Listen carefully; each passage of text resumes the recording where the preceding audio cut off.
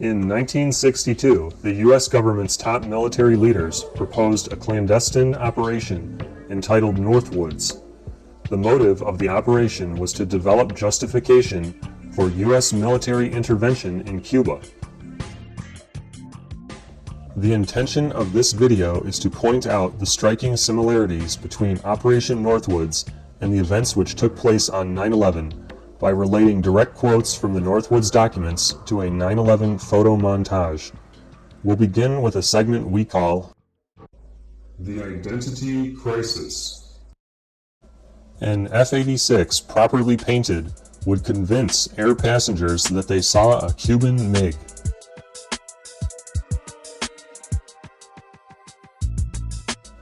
An aircraft at Eglin Air Force Base would be painted and numbered as an exact duplicate for a civil registered aircraft.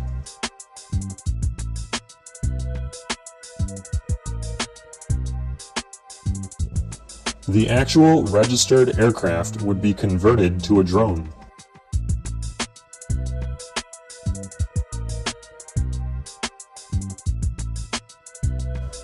The aircraft would be met by the proper people, quickly stored and given a new tail number.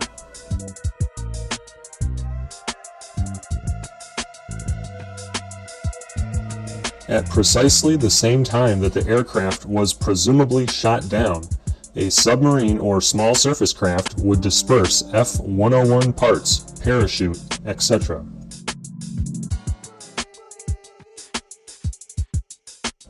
Search ships and aircraft could be dispatched and parts of aircraft found.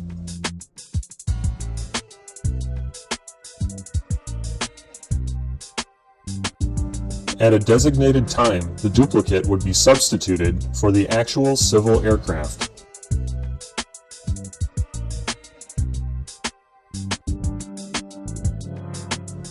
The drone aircraft, meanwhile, will continue to fly the filed flight plan.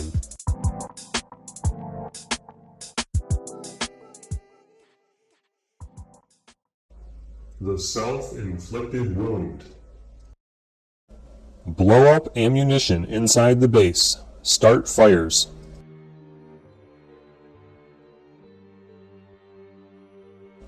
Sabotage ship in harbor. Large fires.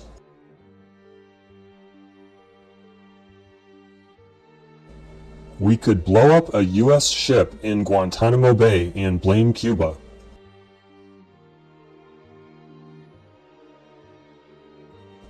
We could blow up an unmanned drone vessel anywhere in Cuban waters.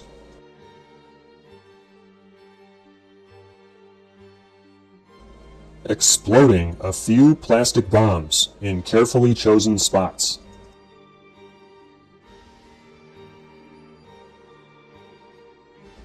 Transmission will be interrupted by the destruction of aircraft, which will be triggered by radio signal.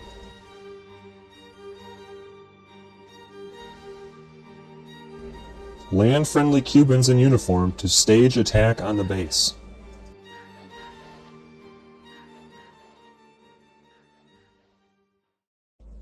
Civilian murder spree. We could foster attempts on the lives of Cuban refugees in the United States, even to the extent of wounding.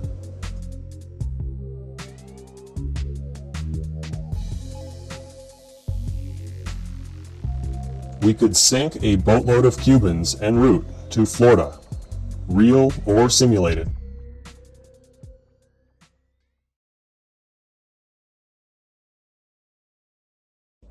Fake victims. Sink ship near harbor entrance. Conduct funerals for mock victims.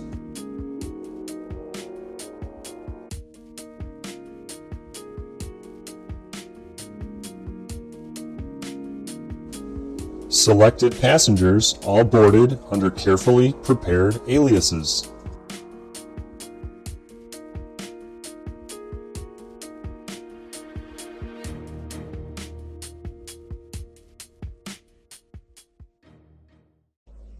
Disinformation. Start many rumors.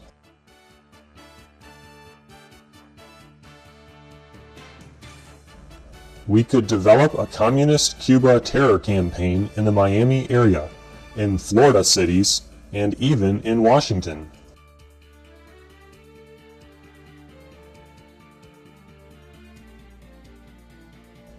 Hijacking attempts against civil air and surface craft should appear to continue.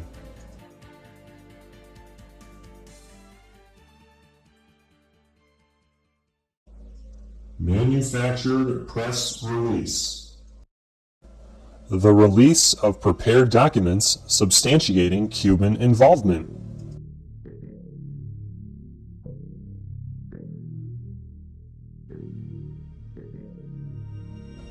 Casualty lists in U.S. newspapers would cause a helpful wave of national indignation.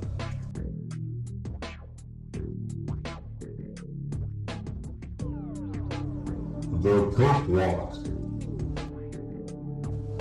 Capture militia group which storms the base.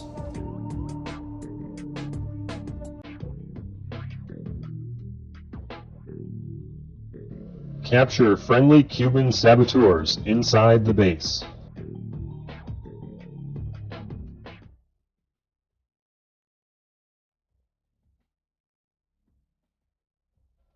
Capture assault teams approaching from the sea.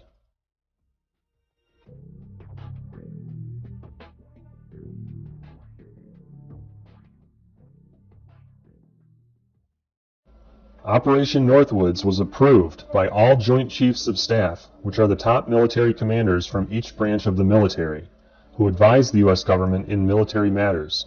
The Joint Chiefs who approved Northwoods were General George Henry Decker, Chief of Staff of the Army;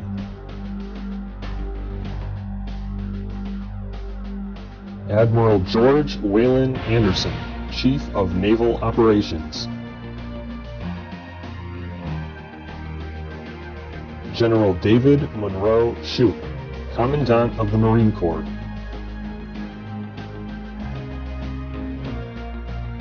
General Curtis LeMay, Chief of Staff of the Air Force. Once approved, Northwoods was taken to the Chairman of the Joint Chiefs of Staff. The Chairman is the highest-ranking military officer in the United States and top military advisor appointed by the President. The Chairman responsible for approving Northwoods was General Lyman Lemnitzer.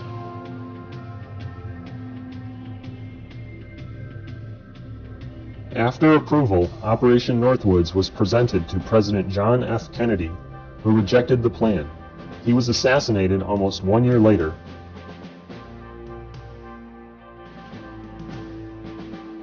Northwoods was declassified in 1997 by the John F. Kennedy Assassination Records Review Board, which leads us to believe that there is a possible connection between Kennedy's refusal to accept the plan and his subsequent assassination.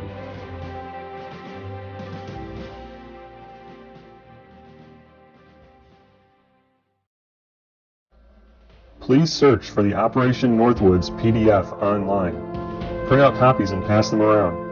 Put them on your neighbor's doorstep, pass them out at school. Tell anyone who will listen. The rogue U.S. government must be exposed.